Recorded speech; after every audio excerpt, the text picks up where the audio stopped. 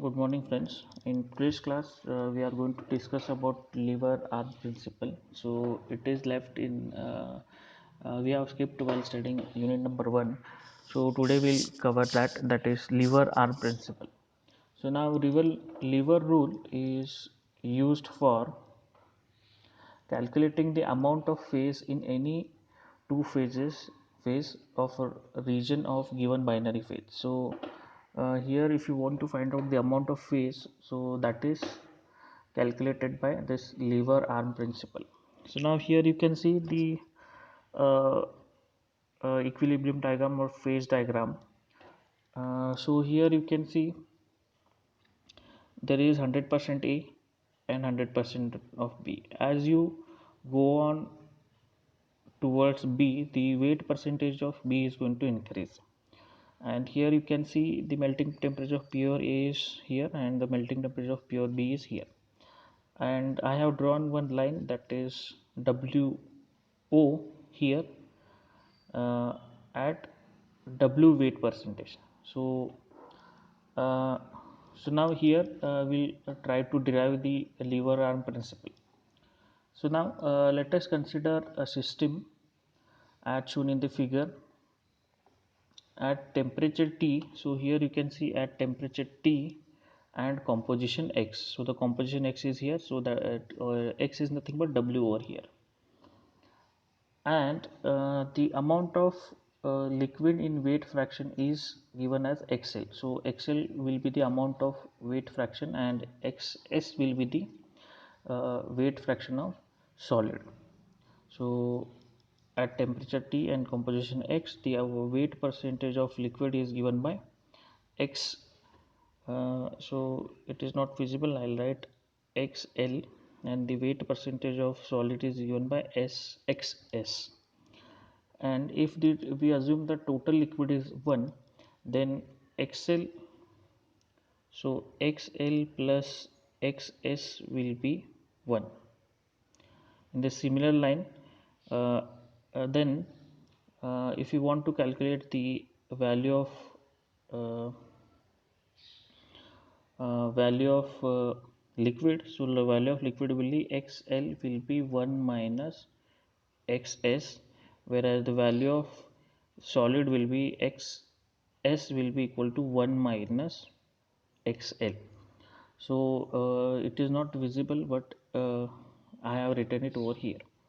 So now lever arm principle. So here you can see the figure. So lever arm principle, the same diagram is there, but I have reduced this size. So now this derivation of lever rule is obtained by weight balance of B. So now here we'll take one side as a whole B, and another side will take the B in two separate phases. So WO, that is whole fraction, will be equal to XL, that is amount of liquid, into WL will be the weight fraction, that is WL, plus XS into WS. So this is the total B. So whole B is here and B in two separate phases here. After that, as we know that XL is equals to 1 minus XS, 1 minus XS. So we'll substitute the L XL here. So the equation will become 1 minus XS into WL plus XS into WS. So now we'll multiply this W. So WL minus XS WL plus XS WS. After that we'll rearrange the term. So rearranging will be XS WS minus XS WL minus W, that will be equals to WO minus WL. So we'll just rearrange the term and we will get this equation. And after that XS will go for XS, that is amount of solid phase. So amount of solid phase will be, so we have to transfer this, initially we'll take the common XS and we'll transfer this bracket over. If you take the common here in between these two terms, you will get XS into bracket WS minus WL. So here it is. So now in this equation you can see WO minus WL. So amount of liquid is over here. So WL minus WO. So that is this line, right?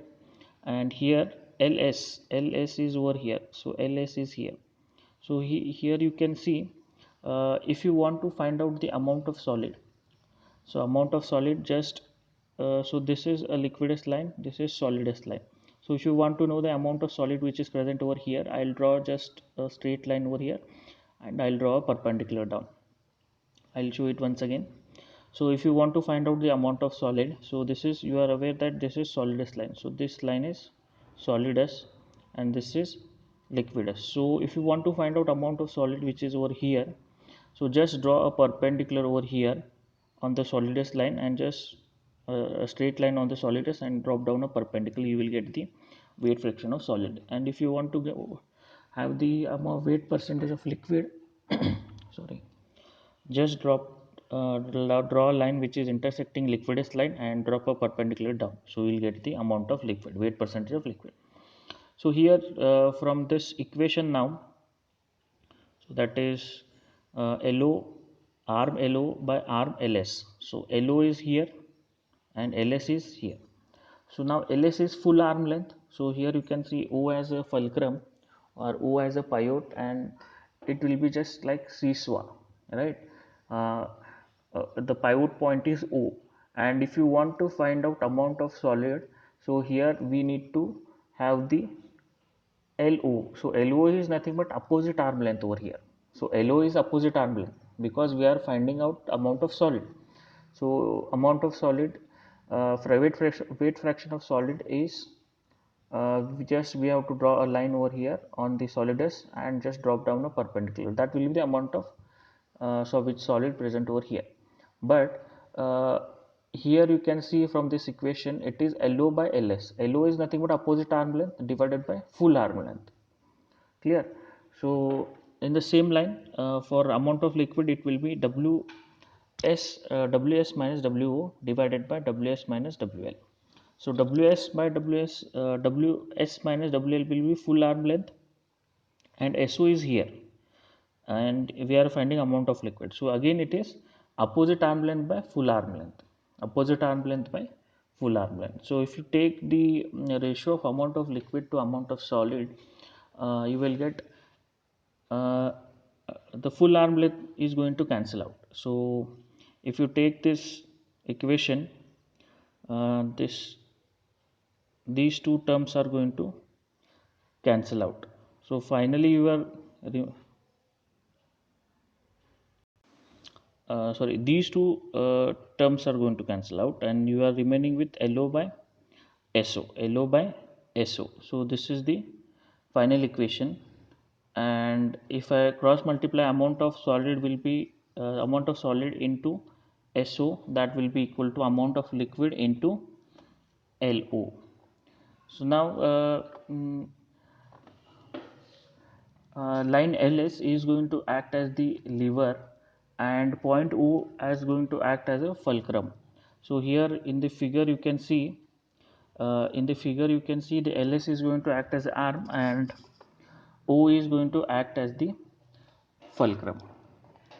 So that's what the lever rule is, or the lever arm principle is. So it is basically used to get the weight percentage of the liquid or weight percent of the solid. So liquid and solid is the phase. So here if there are multiple phases are like alpha, beta, you can get it from by using this equation. We are going to study the application of this in further part. So clear about lever arm principle? Okay. So let us study one example based on lever arm principle. So here you can see the figure. So this is of Cu Ni alloy. Cu is copper and Ni is nickel. So here you can see the pure nickel is here and pure Cu is here, that is copper, and pure nickel is here. So as you go on towards right side, the amount of nickel is going to increase. At this 20%, here you will get 20% of nickel and remaining 80% of copper. So here you will get 40% of nickel and 60% of copper. So as you go on towards nickel, you will find that the amount of nickel is going to increase. So just I have drawn one line at 40% of nickel and 60% of copper. So now we'll study the uh, lever arm principle. So now here you can see the pure copper is going to melt at 1084 degrees Celsius, whereas pure nickel is going to melt at 1445 degree Celsius. So now we'll study how the cooling is going to happen. So at uh, T naught, so T naught is here, you can see T naught is over here. So at T naught, the alloy is in completely liquid solution. So alloy is completely liquid solution. In between T naught and T1 there is no change. In between T naught and T1, so T1 is here. So where the this 40% line is intersecting to a liquidist line, so there is T1. So from in between T0 to T1 there is no change. At temperature T1 the solidification is going to begin, and the first nuclei is going to form as alpha solution. So here you can see in between solidus and liquidus line, alpha and liquid will be there. So alpha is solid and liquid is liquid phase. So here at this percentage, so that is at T1, that is at T1, sorry, T0 initially 60% of copper will be there and 40% of nickel will be there. At T0, that is around 1300 degrees Celsius, you will find that the entire phase will be liquid. So that is T0 will be in T0 entire phase will be liquid, and you will find 60% of copper and 40% of nickel. 60% of copper and 40% of nickel. So now as we discussed at T1, the first nuclei is going to form, as alpha. So now here you can see the alpha is formed over here. So the alpha is here. So alpha liquid is formed, sorry, alpha solid is formed. And that if you want to find out the composition of this alpha, so alpha is a solid, so solidus line is here. So you can see the solidus line over here, right? Just draw a straight line which is intersecting solidus. So I'll draw it here. You can see with the dotted line they have shown one line. So here you can see that 52%. After drawing this straight line, I'll drop down a perpendicular, and from here we are going to get this 52. So now this 52 is the amount of solid, and you are aware that the temperature of pure nickel, melting temperature of the pure nickel is 1455. So that's why below this nickel is going to solidify, but still copper, the melting temperature of copper is 1084. So it is not possible to solidify copper over here. So that's why that 52% will be of nickel, and 48% remaining 48. If you take the total as 1 or 100, you will get copper as 48% of copper will be there. After that, at T2, that is in between T1 and T4, so that is somewhere here. Here you can see clearly see the diagram. Now here the melt or the phase will be liquid as well as solid phase. So phase will be liquid as well as solid. So again here we are going to draw a straight line. So here you can see the 46. Here if you draw a straight line, 46 is the weight fraction for the solid. So that is obviously nickel. So here you can see 46% of nickel and remaining is the copper. Whereas in the liquid, so here you can see liquid is 34% of Ni and remaining 66% of copper will be there.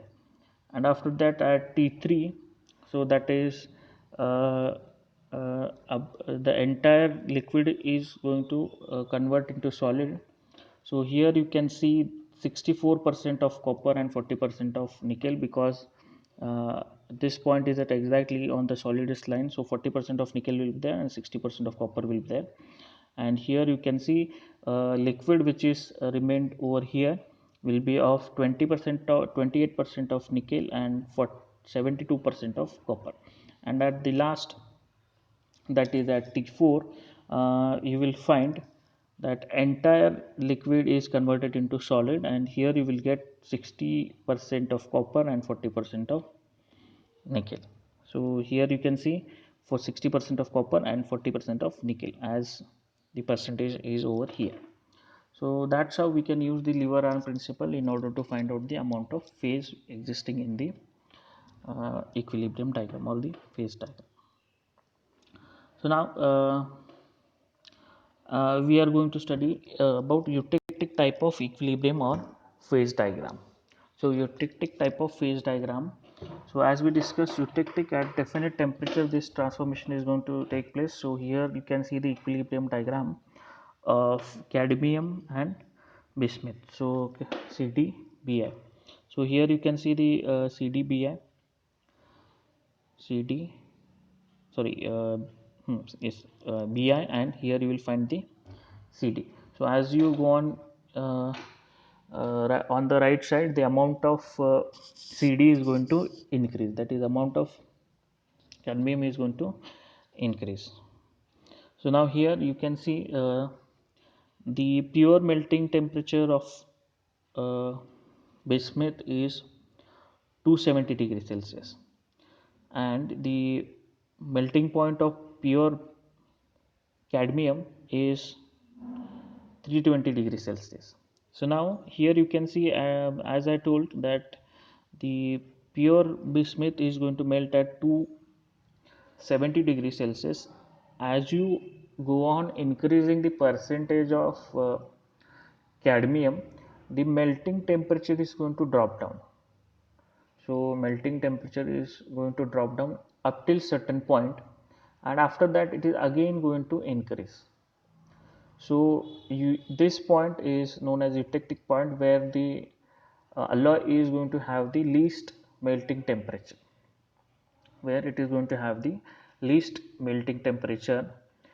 and in eutectic type also there are two types. So the first type is known as simple type. Here the metals are completely soluble in liquid state and entirely insoluble in solid state. So entirely insoluble in solid state. So these are not soluble in solid state. So here you can see in the equilibrium diagram, Bi plus eutectic, eutectic plus Bi plus Cd, and here Cd plus eutectic. So here the liquid, the eutectic type alloy is completely soluble in liquid state, and it is completely not soluble in um, solid state. So for example, BiCd, that is bismuth and cadmium, lead and arsenic, that is PbSi, Au and Si. Au is gold. Um, so now okay, we'll study the points now. So this portion is known as hypoeutectic, because it is prior to eutectic point. So eutectic point is over here, that is E. Eutectic point is over here, that is E, and this portion is known as hypereutectic because it is beyond the eutectic point. So that's why this region is known as hypo, and this is known as this is known as hyper, and this is known as hypoeutectic, and this point is known as eutectic point, where the liquid is converted into two solids. So here Bi or eutectic Bi and eutectic of Cd. So in particular, if you talk about this bismuth and cadmium diagram. So now here at alloy 1, that is here, so alloy 1 at T0, the liquid will be entirely in the alloy will be in entirely liquid state. The alloy will be entirely in liquid state uh, at point E. So here you can see up till point E, that from T0 to E the solution will be in liquid state, and at E the liquid solidifies at the constant temperature, and the fine laminar mixture of Bi and Cd uh, is solidified from the liquid. So here you can see at constant temperature. So the constant temperature is very important, and definite composition. It is going to occur at definite composition. If you exceed the definite composition, you will end up with hypereutectic, and if you are less than that composition, you will get the hypoeutectic alloy. So now here you can see at constant temperature the entire liquid is directly converted into Bi plus eutectic of Cd, and it will be in the form of laminas. So here you can see the entire liquid is converted into Bi plus eutectic of Cd.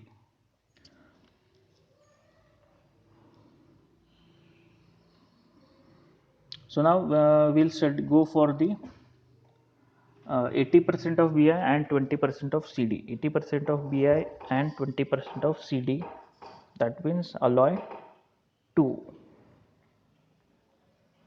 That means alloy 2. So that is over here. So now at alloy 2, at temperature T0, the alloy will be in uniform liquid solution, and there will be no change until it reaches to T1. And just below T1 the solidification is going to starts. So now here you can see there is excess amount of bismuth is there, because here 80% of bismuth is there and 20% of Cd at alloy 2, right? So now here excess amount of bismuth will be there. So uh, bismuth will separates out from the liquid. So bismuth will separate out from the liquid. So the liquid will become richer in Cd. As the bismuth solidifies from the liquid, so the liquid which is remaining is will have more amount of Cd, and as the temperature is lowered more, the more amount of Bi, that is bismuth, separates out from the liquid, and liquid gets more richer in Cd. So when alloy reaches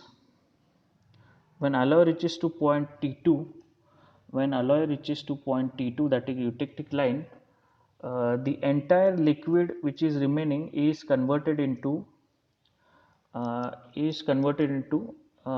eutectic mixture, and so the final structure will be, so final structure is here 80% of Bi and 20% of Cd. So final structure is here. You will find that at T0, that is here, the entire liquid is in liquid state. At T1 just solidification is going to form, and Bi will separate out. So that Bi is known as proeutectic, because it is prior to eutectic reaction. That's why it is known as proeutectic Bi.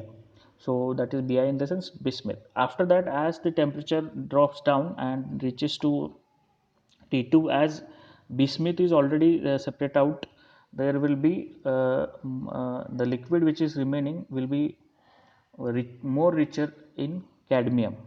So now after that, at T2 temperature, T2 temperature, so here you can see that the amount of proeutectic Bi is increased, and after T2 the entire liquid which is present is converted into eutectic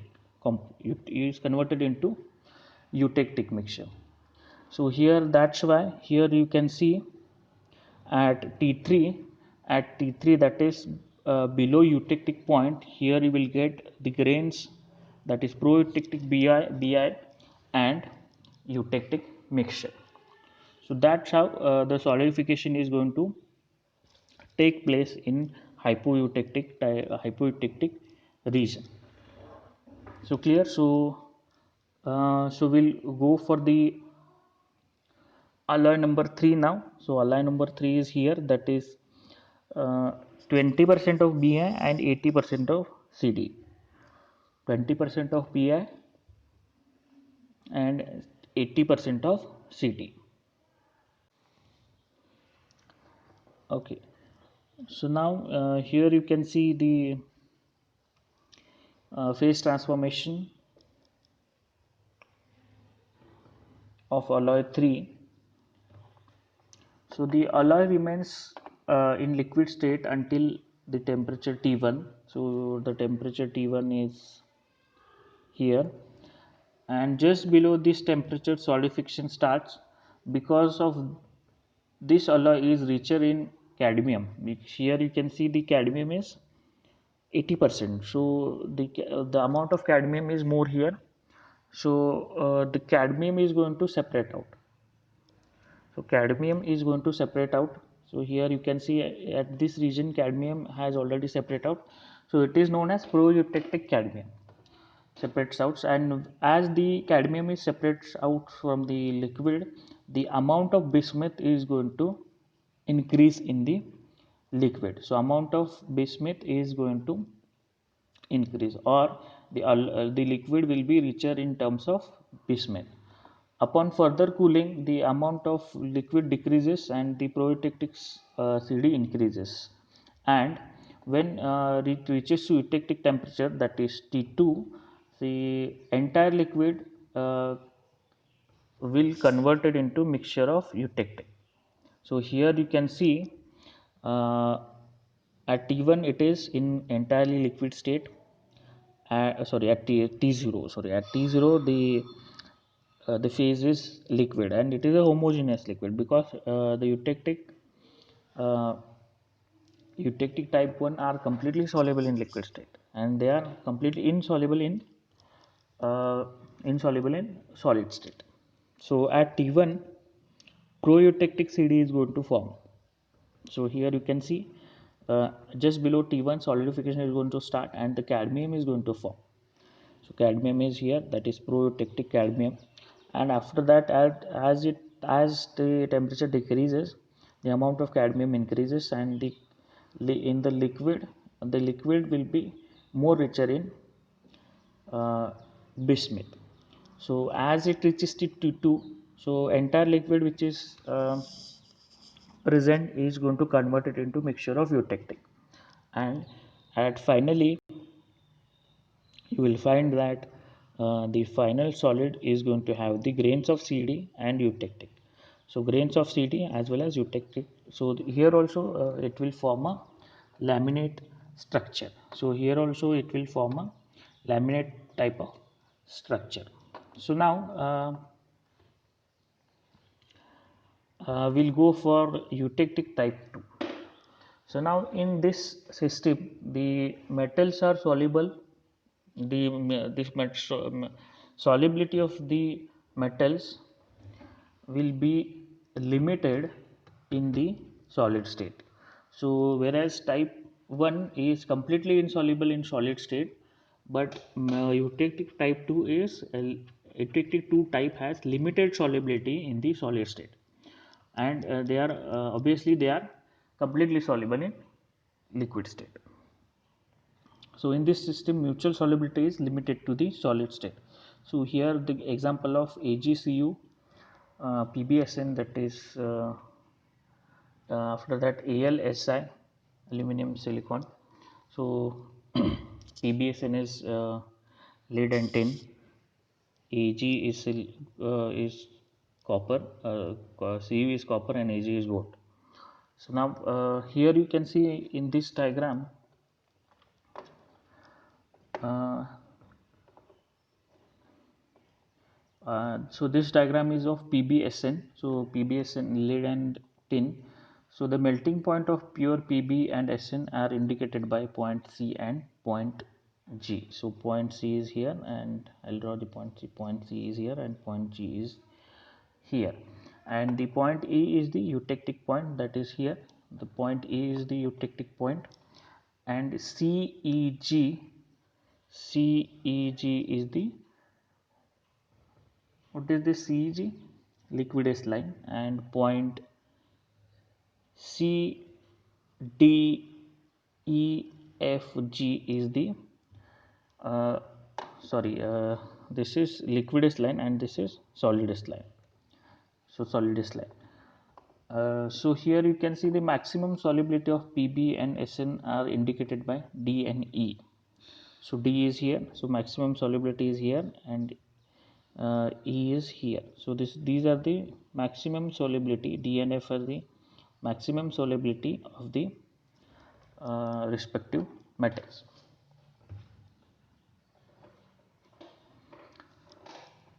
So now you can see that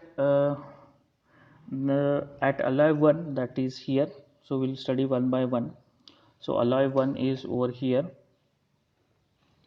So again it is eutectic point is here. So this region is hypoeutectic and this region is hypereutectic. So eutectic point is over here. So now let us study the phase diagram one by one. So now we'll go for the alloy 1. See, alloy 1 is here, that is the maximum solubility in solid state is 2, and as you increase the temperature, so the solubility limit is 19. So here you can see, as you increase the temperature, you will find that solubility limit is going to increase, and again if you increase the temperature, again it is going to decrease, right? So now we'll study alloy number 1. So alloy number 1,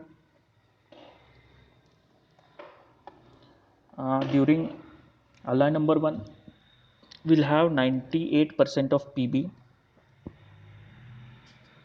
and 2% of Tin. So now during cooling from T0 to T1, so T0 is here and T1 is here. T0 to T1, there is no phase change. So entire alloy will be in liquid state only.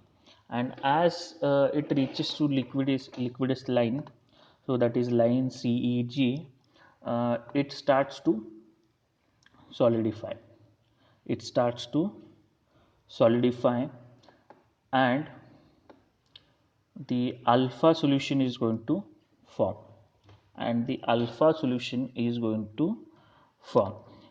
as the temperature is decreased down, so amount of alpha is continuously going to increase, and the liquid which is remaining, that will be richer in SN.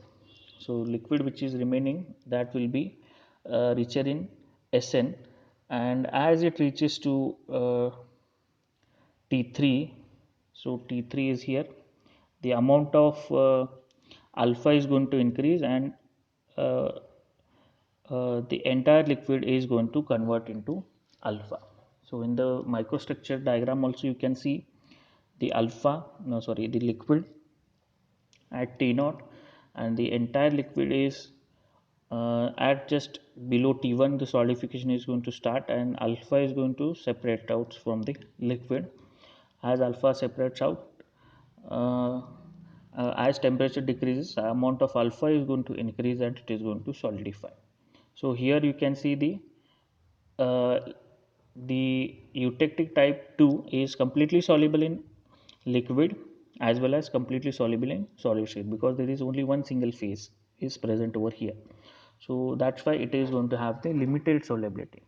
So what is going to happen if you increase the percentage of SN beyond 2%? So that is alloy number 4 and alloy number 3. So before that we'll study alloy 2. So alloy 2 is at eutectic temperature. Alloy 2 is at eutectic composition. So that is 38% of PB and 62% of SN. So now during the cooling, so just let me erase out this one. Okay, during the cooling from T0 to T1, so we are studying alloy 2 here, that is at eutectic composition. So that is 38% of PB and 62% of SN. During the cooling from T0 to E, that is eutectic temperature, alloy remains in liquid state because there is no phase change is going to take place. So that's why uh, the um, the phase will be in liquid state. And as it reaches to point E, that is eutectic point here, eutectic point, the entire liquid is converted into so the temperature is also mentioned, right? So temperature is also mentioned over here, that is 183. At constant temperature, eutectic, that is eutectic temperature, all the liquid solidifies by eutectic reaction and forms a eutectic mixture of alpha and beta. So here eutectic mixture of alpha and beta is formed uh, below this point E. So that's how in the figure, in the microstructure diagram also you will find it, that the entire liquid that is present at T naught is converted into eutectic of alpha and beta at constant temperature. So here the constant temperature is also important, and the composition. If you exceed the composition, you will end up with hypereutectic, and if you are less than the composition, you are going to end up with hypoeutectic or of hypoeutectic kind of alloy. So now we'll go for alloy 3 now. So alloy 3 is over here. So alloy 3 is over here. So you can see the alloy 3. So alloy 3 is in hypoeutectic region, and here the percentage is 60% of Pb and 40% of Sn is there. So now at T naught, alloy remains in the liquid state, as it intersects to T1, the solidification is going to start, and the proeutectic alpha is going to separate out, or the precipitation is going to happen, and the as the temperature decreases, the amount of alpha is going to increase. As the the proeutectic alpha is going to increase, and the liquid becomes richer in Sn, and liquid becomes richer in Sn. So here at T1, the solidification is going to start, and proeutectic alpha is going to form, and as the temperature decreases, the amount of alpha is going to increase, and the as here you can see the amount of Pb is more, and here as the temperature decreases, the amount of alpha increases, and the liquid will become richer in Sn. So as it reaches to T2, so the entire liquid which is present over here is converted into eutectic. So alpha, whatever the alpha is formed over here, it is going to stop at this point, and the whatever liquid has remained is converted into eutectic mixture. So here finally you will remain with alpha grains and eutectic mixture. So in the microstructure diagram you can see over here at T naught, the entire alloy will be in liquid phase, and at T1, that is just below the liquidus line, the solidification is going to start, and proeutectic alpha is going to form. So here you can see the proeutectic alpha, and as it reaches to T2, the amount of alpha is going to increase, and just below T2, whatever liquid is present over there is directly converted into eutectic mixture at constant temperature. So here the growth of alpha is going to stop at this eutectic temperature, that is 183 with respect to PBSN diagram. So that's how the solidification is going to happen at alloy 3, that is at 60% of Pb and 40% of Sn. So now we'll go for alloy 4, that is alloy 4 is here. So let me erase out this all. So alloy 4 is over here. The solidification of this composition is similar to alloy 1. So solidification starts at T1. So at at T0, it will be entirely in liquid form, and the solidification is going to start at T1, and the solidification is going to at end at T2. At T2, the solidification is going to end, and here that alpha which is formed over here, so here you can see initially it is in liquid, after that solidification is going to start below liquidus line, that is at T1, and after that T2 the entire solidification is going to end, and here you will get the homogeneous alpha solid. From T2 and T3 there is no change is going to occur in the structure, and as the alloy cools, uh, it is as we reach to T3 temperature, the solubility of Sn and Pb. So now the solubility limit of Sn and Pb indicated by this TH line. So now the alpha solid solution is going to saturated in Sn, and below the temperature T3 the Sn separates out from the alpha. So now again this from alpha solid, the beta Sn is going to separate out in the form of beta solution, and Sn cannot be separate out as the pure Sn, as the pure Sn solubility is indicated by this line. So beta is going to appear in the grain boundaries of the alpha. So here you can see the beta is going to appear in the grain boundaries of the alpha, and the alpha is going to interact in the microstructure in the grains as depending upon the cooling rate. So that's how the cooling of alloy 4 is going to happen.